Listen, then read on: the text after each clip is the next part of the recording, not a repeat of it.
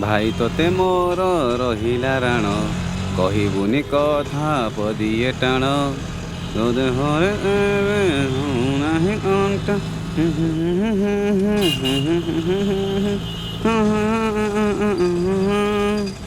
राखी बांधिली मो रखी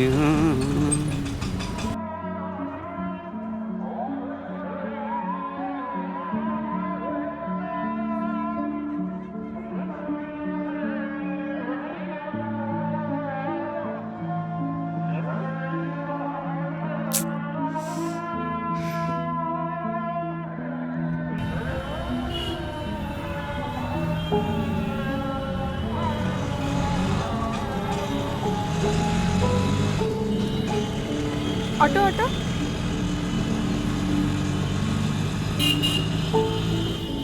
भाईजान आमलापड़ा जीव हाँ जीवा मैडम केते टंगा 20 टଙ୍କା ଦଉଛନ୍ତି ସେଇ ବାଟ ମୁଁ ଯାଉଛି 15 ଟଙ୍କା ଦେବେ ଆଉ ହଉ ଠିକ୍ ଅଛି ବସୁନାହାନ୍ତି चलो भाईजान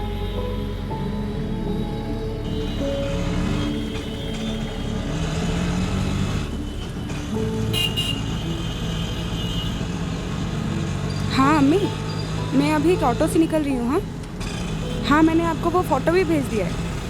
हाँ अम्मी आती हूँ। ଆଚ୍ଛା ମ୍ୟାଡ଼ାମ୍ ଗୋଟେ କଥା କହିବାର ଥିଲା ମ ଆପଣ ଏ ମୋ ଅଟୋର ଫଟୋଟା ଉଠାଇଲେ ମୋତେ କ'ଣ ଭାଇରାଲ୍ କରିବାର ଥିଲା ନା କ'ଣ आजिकाली जहाँ दुनिया है भाईजान मो अम्मी बहुत व्यस्त हो जाउछंती कहउछंती जो भी ऑटो की टैक्सी रे बसबो तारा फोटो मते उठेई पठेई।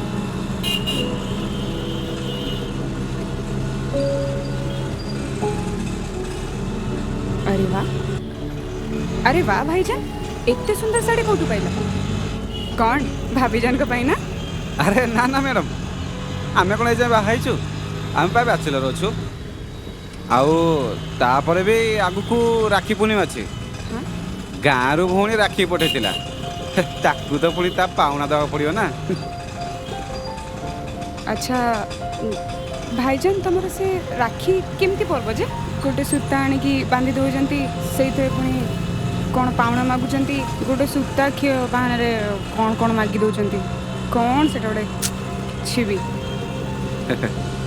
मैडम ये सूताक्षीय पर्वर ही आम भाई भौणी पवित्र बंधन आरंभ बुझीपारे तो ये सूताक्षीय आम भाई भौणी भल पाइबा पवित्र संपर्क आ विश्वास भरोसा सब ही लुचि रही माने मानेटा है ये द्वापर जुगर कथा मैडम जितेबले कृष्ण आमर शिशुपाल मुंड छेदन करते ठीक से ही समय सुदर्शन चक्र हाथटी कटि जाइए जिते हाथ कटि सेठी द्रौपदी थी कृष्ण का हाथ में निज लुगा को फाड़ी आंगुठी गोड़े देते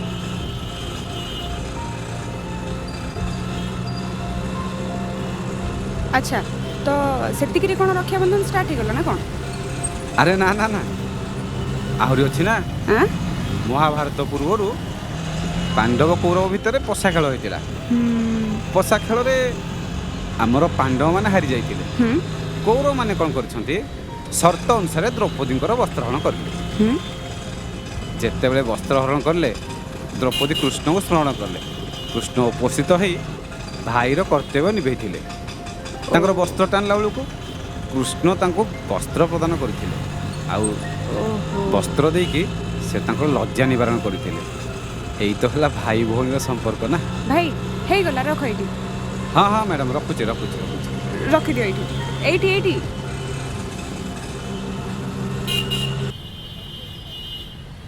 ये भौणी सब ठीक अच्छे तो ठीक अच्छे भाई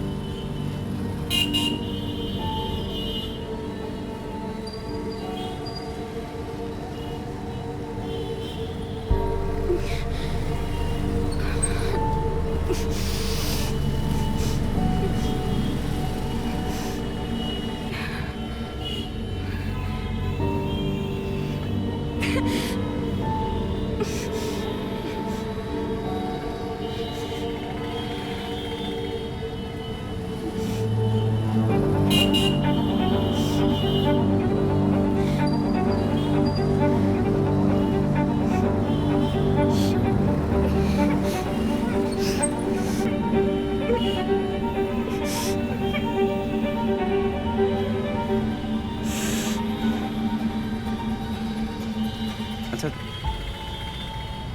ବସ୍ ଏଇଠି ବସ୍। ହଁ ଏଇଠି ବସିଲୁ। ପାଣି ପାଣି ଟିକେ ପିଇଦେ, ପାଣି ଟିକେ ପିଇଦେ। ଆରେ ପାଣି ଟିକେ ପିଇଦେ, ଭଲ ଲାଗିବ।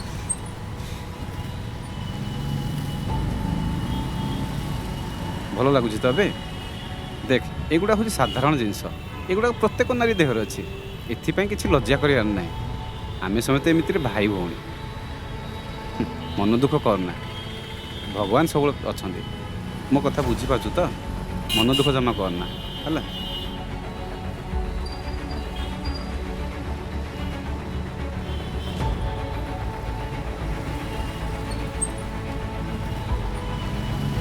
ଭାଇଜାନ ହାତଟା ଦେଖେଇବେ।